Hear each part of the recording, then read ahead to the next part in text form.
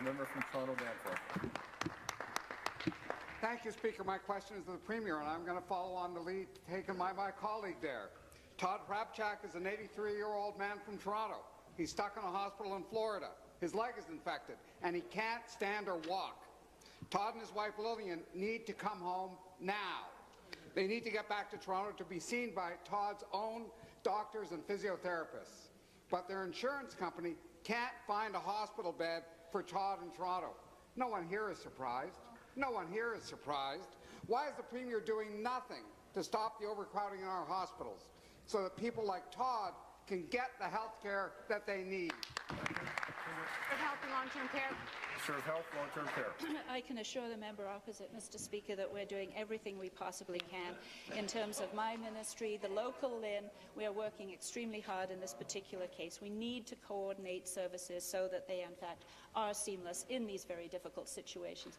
We're aware that the individual in question has had treatment from a particular hospital in Toronto, and we are working extremely hard to ensure that he gets back as soon as possible to those physicians who know his case very well already. So I can simply say that we will continue to work on this particular case, and in the supplementary we'll address the broader systemic issue. Thank you. Thank you. Supplementary. Thank you, Speaker. Again to the Premier. This keeps happening week after week because Ontario's hospitals are dangerously overcrowded. Joe Glowacki, Stuart Klein, David Ronald, Danny Marchand, Larry Dan.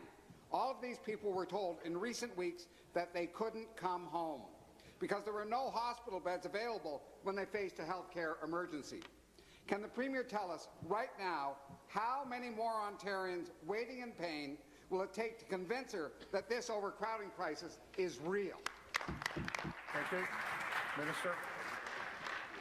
Mr. Speaker, I need to reiterate there are critical care beds available in Ontario. Yes. The beds are there. What we have is a systemic disconnect in terms of communication between the out-of-country hospital and physicians, the insurance company, and our health officials on the ground. And that's precisely why I have invited members of the insurance communities affected to meet directly with me.